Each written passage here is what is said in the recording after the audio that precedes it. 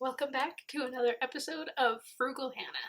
Today we are going to start the beginning of a three-part series covering beginner, intermediate, and advanced steps that can be taken to take control and to become more familiar with financial health and well-being. Today I have 7 steps for you that you can take right now, and hopefully they would have some positive impact on your relationship to money.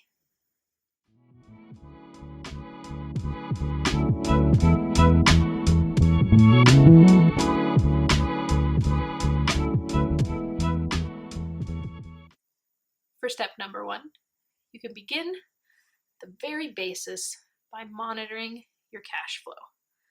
If you know how much money you take in versus how much money you put back out into the world, you are already so far ahead of a lot of people in America.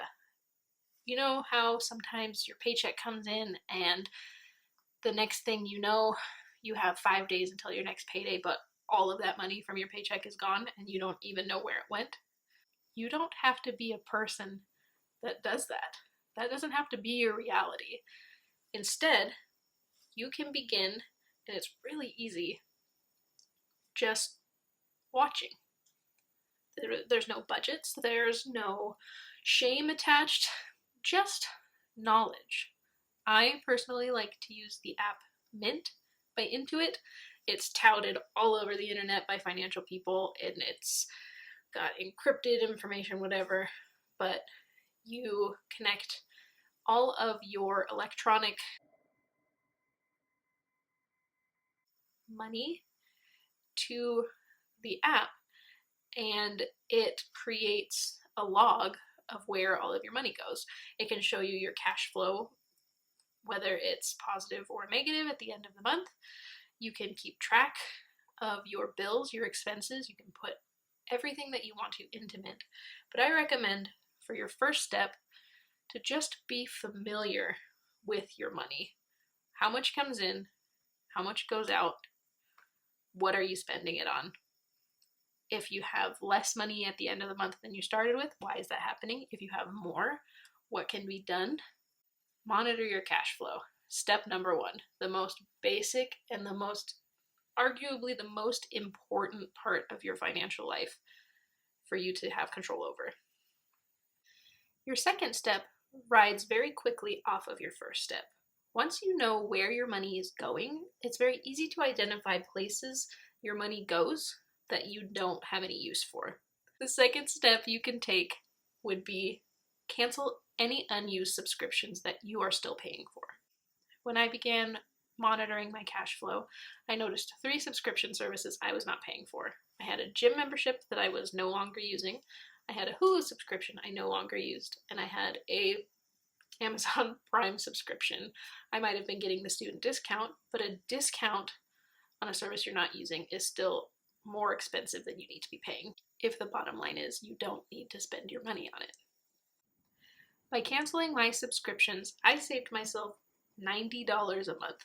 $90 every single month. Over the course of a year, that is over $1,000 that I was just throwing into oblivion to be used by somebody who apparently deserved it more than me because I was neglecting it. I just left it into the open to be taken by whoever was the first greedy person to collect it. I don't need to spend money on services I'm not using. And that's $90 back in my pocket every month from where I was before I began monitoring my cash flow and canceling my subscriptions. The third step that you can take to become comfortable with your finances is... Do you know what you're going to say before you open your mouth? My nose is so itchy.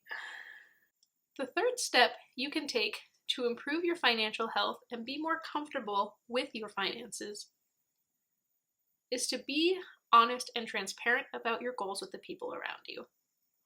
Money is an incredibly uncomfortable thing for a lot of people to talk about, and I've never had a problem with it, and so this was really interesting information for me to learn, but there's so much shame and disgrace and discomfort attached to the concept of personal finance.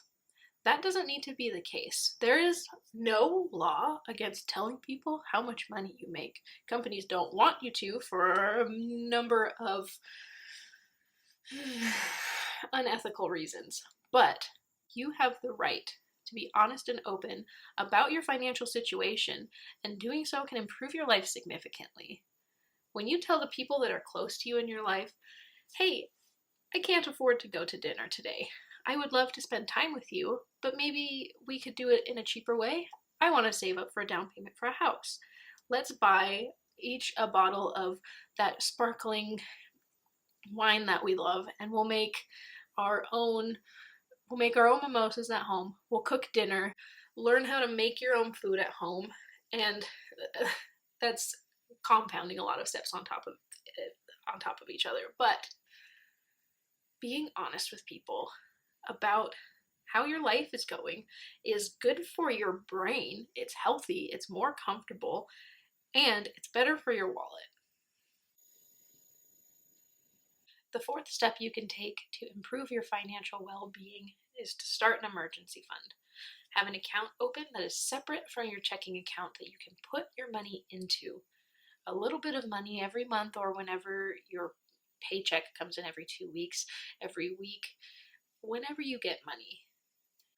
Open an emergency fund. It is so crucial to your financial well-being, and I cannot stress it enough. Open an emergency fund.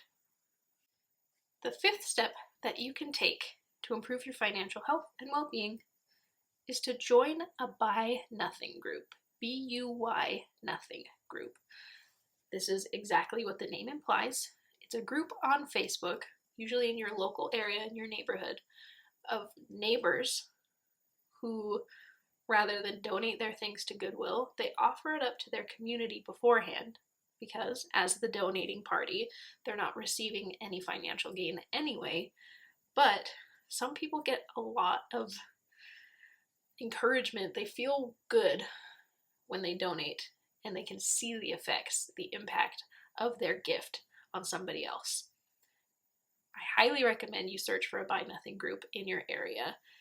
It might be a bunch of garbage, it might be torn up furniture, it might be cans of, I don't know, tuna, and I don't like fish, so that doesn't help me.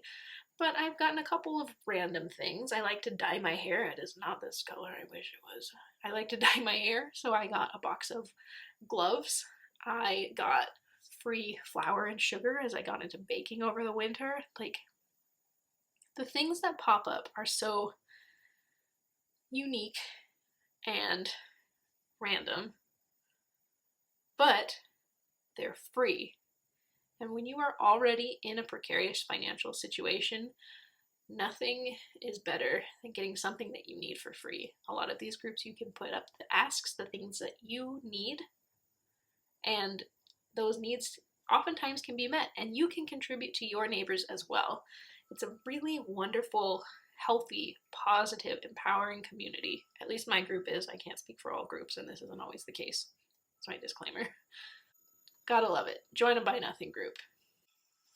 The sixth step you can take today to improve your financial well-being is to name your bank accounts. Go into your banking app, go into your online bank account, or somewhere. Delegate reasons for those funds being open. My main checking account is my expenses account. I have an account set up for vacation 2021. It's vague and it's distant, it's in the future. But every time I contribute $5 to it, it's not taking a lot of money out of my pocket now, but it's set aside for something to do in the future. Because, yeah, maybe live like there is no tomorrow, but also every day we've been proven there's still been a tomorrow.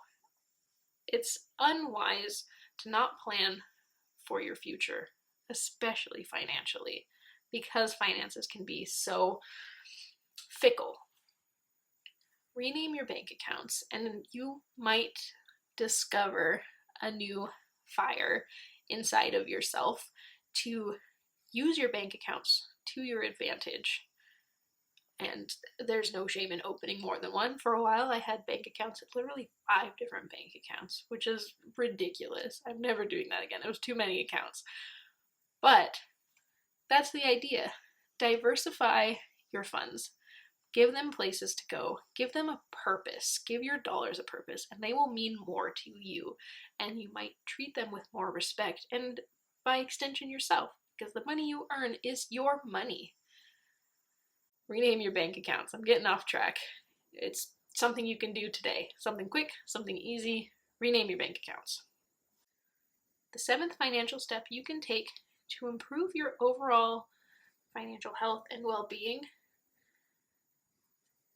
use the food bank.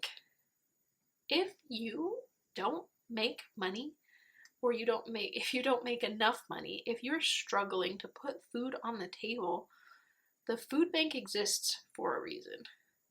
You don't have to take everything that they offer you, but it's an incredible resource in your community for you. It doesn't matter if you make more than your friend or your neighbor. If you are struggling to feed yourself, use the resources available to you. And by extension, this includes things like food stamps. If you need financial assistance for housing, look into your local resources and fall back on them if you need them. It's so easy to catch yourself being proud. I don't need to use the food bank. I don't need to use food stamps. Like, that's what poor people do. There's nothing wrong with being poor. Being poor just means you don't have as much money as somebody else. I don't have as much money as other people. I go to the food bank, and guess what? I have an emergency fund, because the money that I would be spending on groceries, I can save for my future in case I break my leg doing something dumb. I can't impress upon you enough the importance of taking care of yourself. And you can help yourself out by feeding yourself. Use the government subsidies. I don't care what the discourse is on it. The subsidies exist for a reason. People need support. They are not able to survive in the financial situation that they are in, or they have put themselves in, or the social climate that they are currently living in. Whatever the reason, use your resources. Take care of yourself. With that, we conclude the 7 beginner steps that you can take today to improve your financial health and well-being. You deserve to be comfortable being a human being where you are. And that shouldn't depend on minuscule amounts of income coming in. Take care of yourself, follow these steps, and join me back here again next time for the intermediate steps that might take more than 5 minutes. It might be more long-term thinking than today's steps, but we're going to build off of what we learned today in the future, so that way you can become more comfortable with your financial health and well-being. Thanks for stopping by.